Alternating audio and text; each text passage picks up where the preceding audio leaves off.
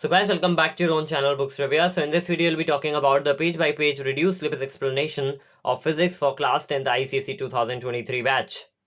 So इस video में मैं आपको पेज बाय पेज बता दूंगा कि आपके कौन कौन से टॉपिक फिजिक्स में डिडक्ट हो गए हैं.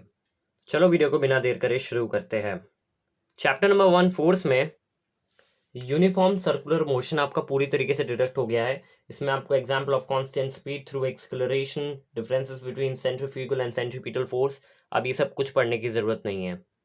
तो इसमें जो फर्स्ट यूनिट है ये तो आपको पूरी करनी है, इसमें कुछ भी डिडक्ट नहीं हुआ है. जो सेकंड यूनिट है सेंटर ऑफ ग्रेविटी, ये भी पूरी करनी है, इसमें भी कुछ भी डिडक्ट नहीं हुआ. लेकिन जो थर्ड यूनिट थी यूनिफॉर्म सर्कुलर मोशन, ये आपकी पूरी कट हो गई है. यानी यूनिट सी आपको कुछ नहीं करना, नॉट इन सिलेबस लिख दो यहाँ पे. ठीक है, तो ये सब कोई भी कोर्स में नहीं है. इसके बाद जो chapter number 2 work energy and power है, इसमें कुछ भी डिडक्ट नहीं हुआ है, ये सब आपको करना है. बोर्ड ने जो थर्ड वाला पॉइंट था principle of conservation of energy, ये इन्होंने चैप्टर में वहाँ पे मेंशन नहीं करा, लेकिन जो थर्ड चैप्टर है मशीन्स, उसके सिलेबस में इस चीज़ को मेंशन करा है, इसलिए इसको आपको पूरा करना पड़ेगा. इसके बाद हम लोग बढ़ते हैं थर्ड चैप्टर की तरफ, जो कि है मशीन्स. तो इस चैप्टर में simple treatment of levers cut गया है. तो ये जो आपको लीवर्स था, principle first second and third types of lever examples, तो ये सब आपका पूरा कट गया है. यानी लीवर वाला पोर्शन आपको पूरा नहीं करना है. तो इसमें जो फर्स्ट यूनिट है machine technical terms and levers, इसमें आपको 3.5 लीवर्स देखने को मिलता है. तो यहाँ से लेके अब यूनिट के एंड तक पूरा कट कर दो. ठीक है, मैं एक बार फिर बता देता हूँ. जो यहाँ पे लीवर्स है ये आपके कोर्स में नहीं है, पूरा लीवर आपका कट हो जाएगा. काइंड्स ऑफ लीवर में भी class 1 lever, class 2 lever, class 3 levers, इसके एग्जाम्पल जितने भी सब दिए हुए हैं, examples of each class of levers as found in human body, ये सब भी आपका कट हो गया है. तो आपको ये नहीं पढ़ना है. इसके बाद जो यूनिट इसकी 3 है, यूनिट 2 है पुली, ये भी आपको पूरी करनी है. इसमें कुछ भी डिडक्ट नहीं हुआ है. जो आपकी बुक है ये कौन सा है फिजिक्स की, इसके अंदर जो क्वेश्चंस है वो काफ़ी कम दिए हुए हैं, इससे आपकी अच्छी तरीके से प्रैक्टिस नहीं हो पाएगी. और फिजिक्स में वैसे ही आपको प्रैक्टिस की काफ़ी ज़्यादा रिक्वायरमेंट होती है. न्यूमेरिकल्स भी जैसे आप देख रहे हो मशीन्स का चैप्टर है, तो सिर्फ 11 न्यूमेरिकल्स दिए, तो इससे आपकी प्रैक्टिस अच्छी तरीके से नहीं होगी. और फिजिक्स में करीबन 30 to 40% जो पेपर होता है वो न्यूमेरिकल बेस्ड होता है, तो आपको न्यूमेरिकल्स अच्छी तरीके से आने चाहिए. साथ ही साथ जो इसमें ये थियोरेटिकल क्वेश्चंस दिए हैं ये भी काफ़ी कम दिए हुए हैं, तो इसके भी हर तरीके के क्वेश्चंस की आपकी प्रैक्टिस होनी चाहिए.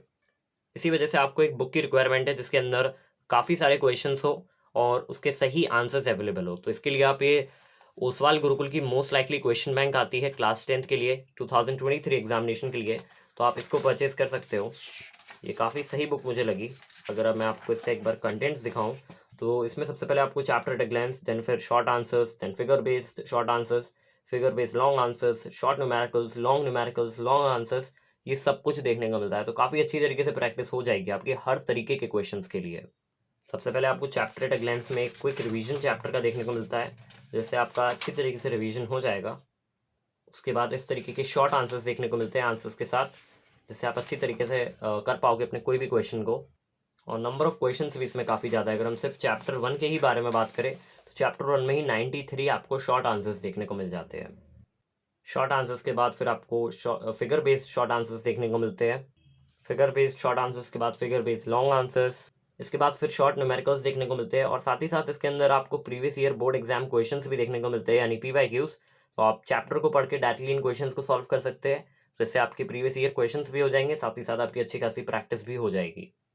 शॉर्ट न्यूमेरिकल्स के बाद फिर long numericals, and then at the end आपको लॉन्ग आंसर्स देखने को मिलते हैं. तो ओवरऑल इस बुक में आपको हर चीज़ देखने को मिल जाती है. जिस तरीके के भी क्वेश्चंस आपके आ सकते हैं, कंप्लीट उस तरीके के क्वेश्चंस इसमें आपको देखने को मिलते हैं. सिर्फ फिजिक्स की बुक अवेलेबल नहीं है, साथ ही साथ आपको केमिस्ट्री की भी बुक मिल जाती है, और मैथमेटिक्स की भी बुक, कंप्यूटर एप्लीकेशंस की भी बुक. तो जितने ही आपके 10 सब्जेक्ट्स होते हैं आपको सभी की बुक देखने को मिलती है, history, civics, geography, English, Hindi. तो मैं डिस्क्रिप्शन में लिंक दे रहा हूँ, आप ज़रूर से एक बार चेकआउट कर लेना. इसके बाद हम लोग chapter number 4 refraction of light at plane surfaces की तरफ बढ़ते हैं. तो इस चैप्टर में भी कुछ भी डायरेक्ट नहीं हुआ है, ये आपको पूरा एज इट इज पढ़ना है. इसके बाद जो chapter number 5 refraction through a lens है, इसमें भी आपको पूरा पढ़ना है, इसमें भी कुछ भी डिडक्शन नहीं हुआ है.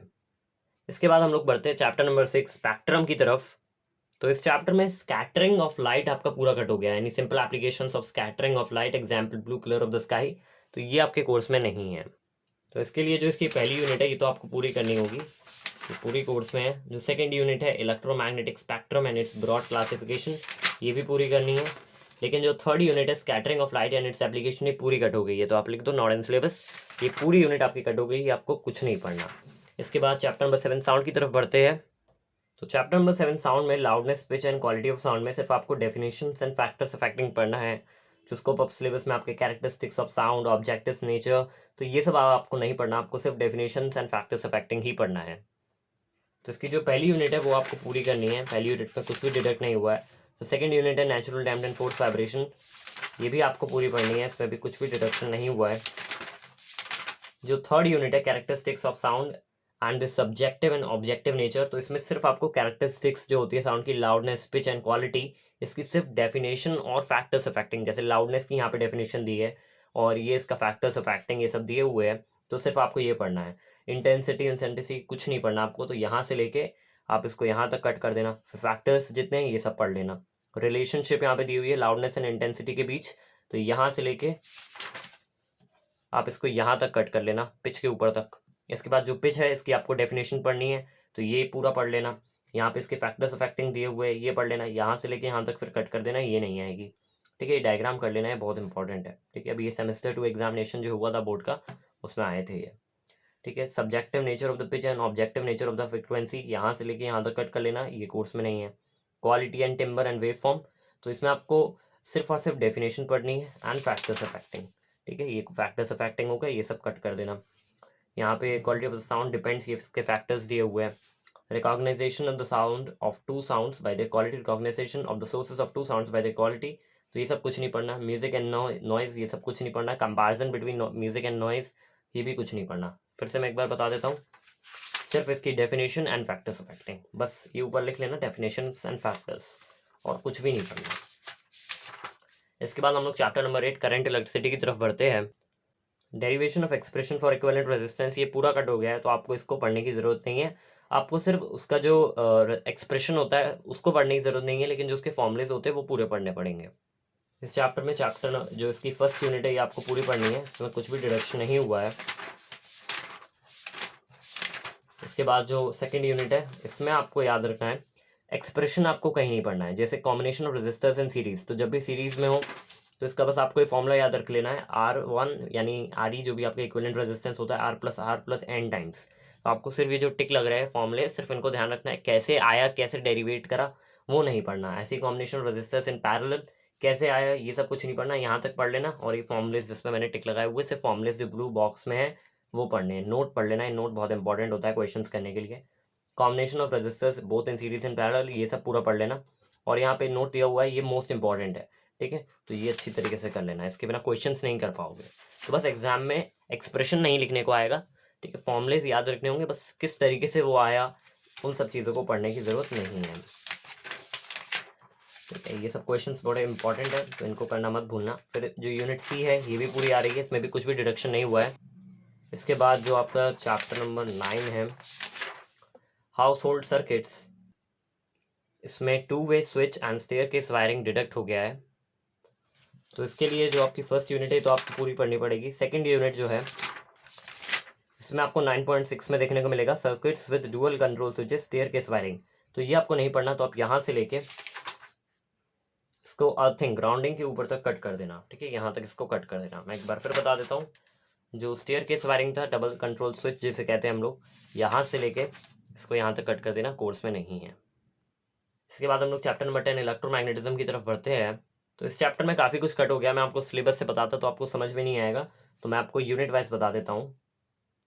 तो इसमें जो फर्स्ट यूनिट है magnetic effect of electric current, इसमें आखिरी में आपको construction and wiring of electrical बैल देखने को मिलेगी। तो कंस्ट्रक्शन कोर्स में नहीं है, और ना ही किस तरीके से ये वायरिंग होती है, सब कुछ कोर्स में नहीं है इलेक्ट्रिक बैल के। सिर्फ आपको याद रखना है कि इलेक्ट्रोमैग्नेटिक का एक एग्जाम्पल है इलेक्ट्रोमैग्नेट का इलेक्ट्रिक बैल, बाकी सब कुछ जो इसके बारे में दिया हुआ इलेक्ट्रिक बैल के बारे में ये आपको नहीं पढ़ना। तो कंस्ट्रक्शन से लेके आखिरी तक आप इसको कट कर देना।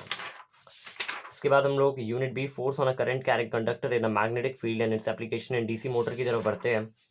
तो ये सब आपको पढ़ना है, लेकिन यहाँ पे जो 10.12 है सिंपल DC मोटर, यहाँ से लेके आप कट करना शुरू करना, यहाँ से लेके इसको यूनिट के आखिरी तक कट कर देना। यानी DC मोटर आपके कोर्स में नहीं है, ये पूरे DC मोटर आपके कोर्स में नहीं है। इसके बाद हम लोग unit C electromagnetic induction and its application to AC generator and transformer की तरफ बढ़ते हैं। तो इसमें आपको ये सब पूरा पढ़ना है। फिर यहाँ पे 10.15 पे AC जनरेटर आता है, तो यहाँ से लेके आप इसको फ्रीक्वेंसी के ऊपर तक कट कर देना, ये आपके कोर्स में नहीं है, ठीक है। AC जनरेटर आपके कोर्स में नहीं है, इसको मत पढ़ना। इसके बाद 10.17 पे distinction between an AC generator and DC motor, ये भी आपके कोर्स में नहीं है, तो यहाँ से लेके आप इसको चैप्टर के एंड तक कट कर देना। याद रखना ट्रांसफार्मर भी आपके कोर्स में नहीं है, यहाँ पे जो ट्रांसफार्मर दिया है 10.18 ये भी कोर्स में नहीं है, तो यहाँ से लेके आप इसको डायरेक्टली यूनिट के एंड तक कट कर देना, ये आपके कोर्स में नहीं है। ना ही distinction between the step up and step down transformer course में है, ठीक है। इसके बाद चैप्टर नंबर 11 कैलोरीमेट्री में भी कुछ भी कट नहीं है, ये आपको पूरी करनी है और काफ़ी इजी यूनिट भी है ये। इसके बाद हम लोग चैप्टर 12 रेडियो एक्टिविटी की तरफ बढ़ते हैं। तो इस चैप्टर में nuclear fission and fusion, basic introduction and it's equation cut हो गया है, बाकी सब कुछ आपको पढ़ना है।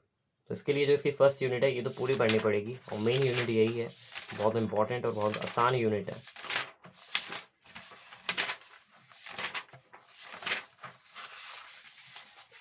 इसके बाद जो इसकी सेकंड यूनिट है न्यूक्लियर फिजन एंड फ्यूजन, ये आपकी पूरी कट हो गई है, इसको नहीं पढ़ना है, ठीक है। तो इसकी जो सेकंड यूनिट है पूरी कट हो गई, आप नॉट इन सिलेबस लिख लेना। तो इसी के साथ मैंने आपका पूरा फिजिक्स का सिलेबस आपको समझा दिया है। अगर आपको कोई भी डाउट हो तो आप कमेंट कर देना।